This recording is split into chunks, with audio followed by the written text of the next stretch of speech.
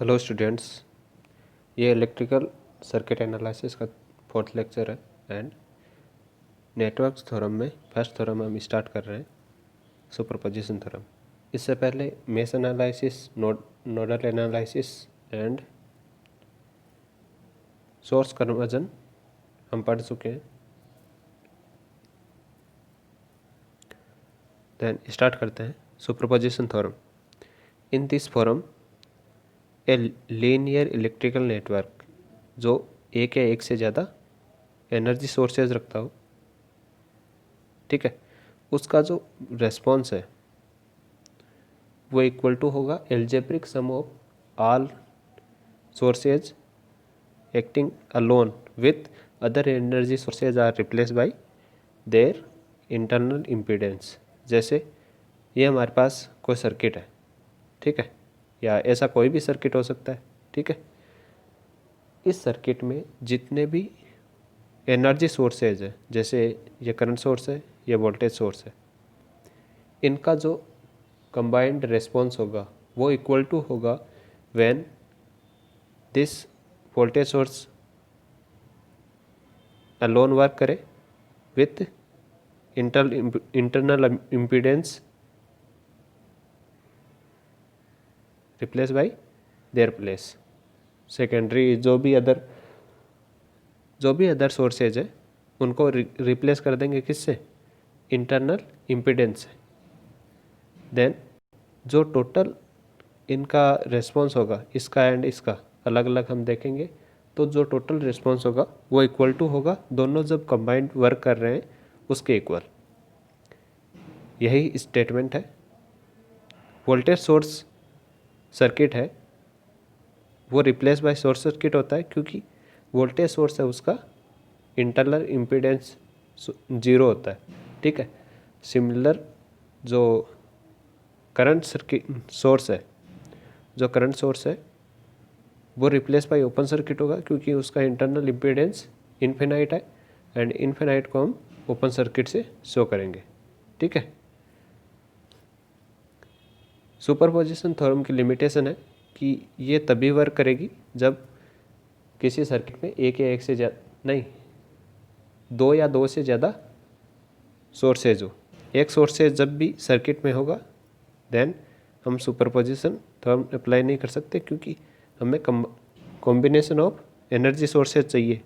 जैसे किसी linear electrical network में वन एनर्जी सोर्सेज जो रिस्पॉन्स है, ठीक है, algebraic sum of all response acting alone while all other energy sources are replace by internal impedance. Then जैसे इसकी डेफिनेशन है उस टाइप से हम क्वेश्चन सॉल्व करेंगे। फर्स्ट क्वेश्चन में हमें फाइंड करना है 2 ओम रेजिस्टेंस में करंट। देन सबसे पहले हम देखेंगे कितने सोर्सेज है, 2 source, first and second. Then इसमें सुपरपोजिशन थ्योरम अप्लाई की जा सकती है। Resistance 1 ohm, 2 ohm, 1 ohm and 3 ohm. अब सबसे पहले हम क्या करेंगे, किसी एक सोर्स को उसके इंटरनल इम्पीडेंस से रिप्लेस कर देंगे। देन फर्स्ट टाइम क्या करेंगे, वोल्टेज सोर्स को इंटरनल इम्पीडेंस से रिप्लेस करेंगे। देन यहाँ पे क्या होगा, शॉर्ट सर्किट, इस जगह शॉर्ट सर्किट हो जाएगा। शॉर्ट सर्किट हो जाएगा तो यह करंट, यह जो सर्किट है वो इस टाइप से बन जाएगा। अब यहाँ पे देखो 3 ओम रेजिस्टेंस के दोनों कॉर्नर पे शॉर्ट सर्किट लगा हुआ है, मीनिंग यहाँ से जो करंट आएगी 2 ओम में से वो पूरी की पूरी करंट इसमें से फ्लो हो जाएगी, इसमें बिल्कुल भी करंट नहीं जाएगी। जैसे करंट डिवीजन रूल में क्या है, मान लो कोई भी करंट सोर्स लगा हुआ है and R1 and R2 parallel में लगे हुए हैं, या R1 मान लो, ये R2 मान लो, ये करंट सोर्स हो गया I, टोटल करंट I हो गई। अब फाइंड आउट करना है कि R1 में कितनी करंट जाएगी, ये करंट I R1, तो I R1 निकालने के लिए क्या करेंगे, R2 by divide by R1 plus R2 multiply by total current I, then हमें फाइंड आउट हो जाएगा IR1। सिमिलर जब यहाँ पे R2 की वैल्यू 0 है, R2 की वैल्यू 0 होगी क्योंकि जो शॉर्ट सर्किट होगा उसकी वैल्यू कितनी होती है 0, इसकी वैल्यू 0 होते ही IR जो R क्या है 3, तो इस ब्रांच में करंट 0 हो जाएगी। सिमिलर वोल्टेज डिवाइडिंग रूल है। वोल्टेज डिवाइडेशन में क्या होता है, रेजिस्टेंस सीरीज में लगा होता है, पैरेलल में तो वोल्टेज है वो सेम रहता है, सिमिलर करंट है वो सीरीज में सेम रहती है, पैरेलल में डिवाइड होती, ये पॉइंट ध्यान रखना। ये वोल्टेज सोर्स हो गया प्लस माइनस V, ये हो गया R1, ये हो गया R2, ठीक है। देन R1 पे कितना वोल्टेज ड्रॉप होगा उसके इक्वल होगा, मान लो टोटल कोई भी करंट फ्लो हो रही है मान लो, तो VR1 equal to R1 by R1 plus R2 multiply by V। ये चीज़ ध्यान रखना कि जो करंट सोर्स है, करंट डिवीजन रूल है, उसमें अपोजिट साइड का रेजिस्टेंस आता है। जैसे हमने बात की थी पैरेलल में, तो जैसे R1 पे हमने पैरेलल में करंट निकाल रहे थे R1 पे, तो हमने अपोजिट साइड का रेजिस्टेंस लिया था R2 ऊपर की तरफ, एंड जो वोल्टेज डिवाइडिंग रूल है उसे में उसी वही रेजिस्टेंस आएगा ऊपर जिस पे हम वोल्टेज ड्रॉप निकाल रहे हैं, ठीक है। अब क्वेश्चन की तरफ बढ़ते हैं। यहाँ पे शॉर्ट सर्किट हो गया तो 3 ओम में कोई भी करंट फ्लो नहीं हुई, कोई भी करंट फ्लो नहीं हुई, तो हम इसको डायरेक्ट ऐसे रख सकते हैं। ये हो गया करंट सोर्स,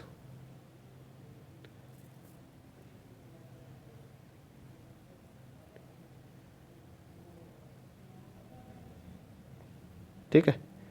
ये हो गया 2 ओम, ये 1 ओम एंड ये 1 ओम, ये 1 एम्पियर हो गया। अब इस सर्किट से हमें क्या फाइंड आउट करना है, 2 ओम रेजिस्टेंस में करंट फाइंड आउट करनी है, तो आईडीएस कैसे निकालेंगे, आईडीएस निकालेंगे यहाँ पे करंट I1 आ रही है, यहाँ तक 1 आ रही है, यहाँ पे 1 आके डिवाइड होगी, डिवाइड कैसे होगी, total current into opposite side का resistance 1 divide by total resistance R1 plus R2, तो 2 हो गया, तो 1/3 एम्पियर। यह हो गया हमारी ये करंट के लिए। तो इसके लिए करंट की डायरेक्शन क्या हो गई, ये वाली इस तरफ करंट की डायरेक्शन है। इसको हम डिनोट करने के लिए हम A और 2 B पॉइंट ले लेंगे यहाँ पे 2 ओम के दोनों साइड में।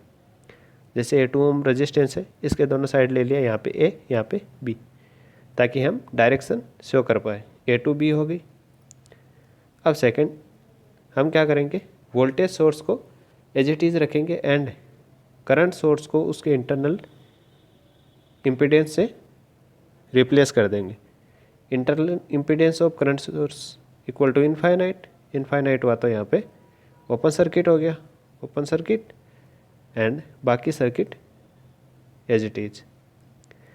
अब यहाँ पे करंट कैसे निकालेंगे,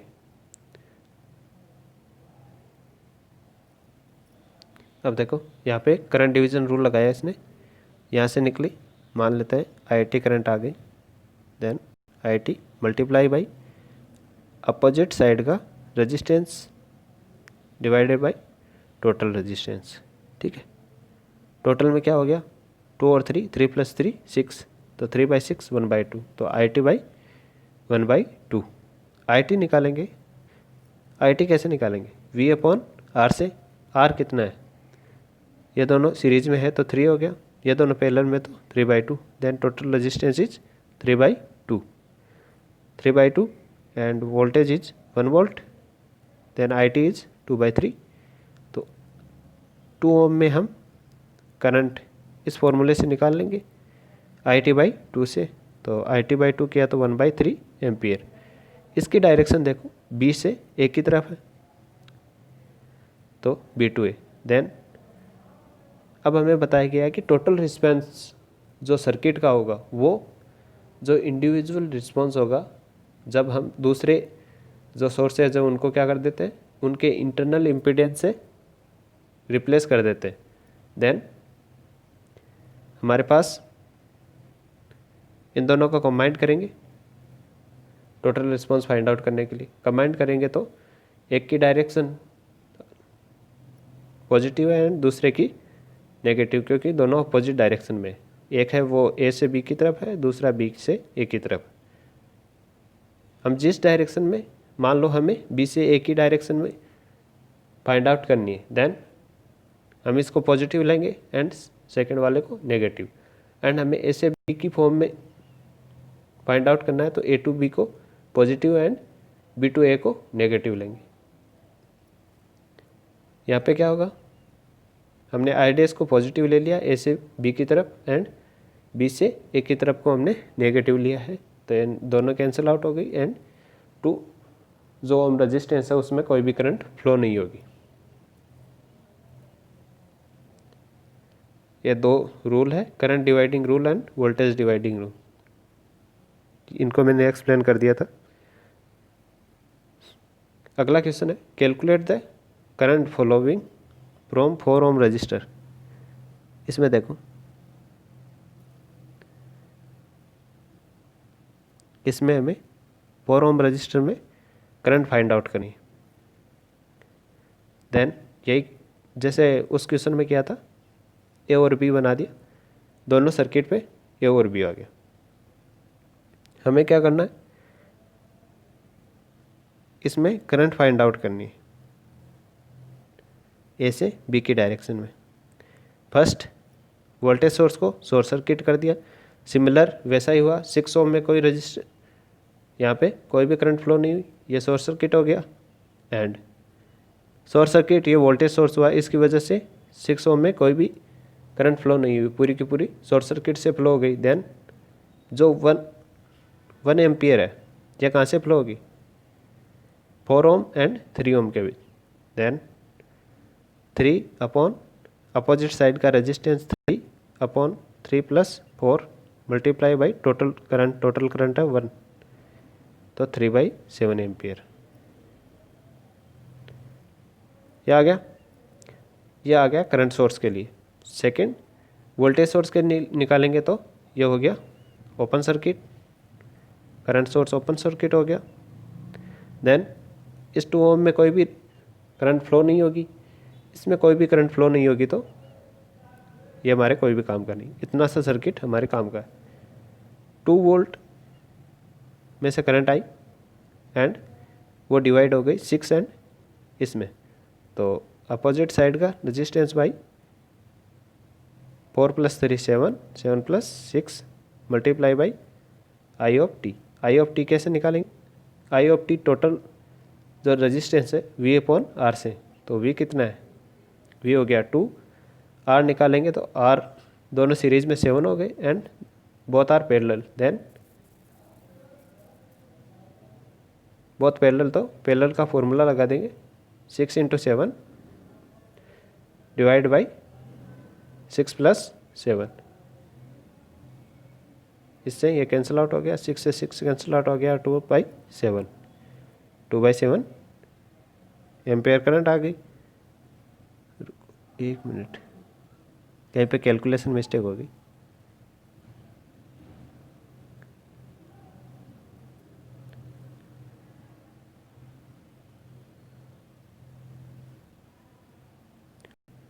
R इक्वल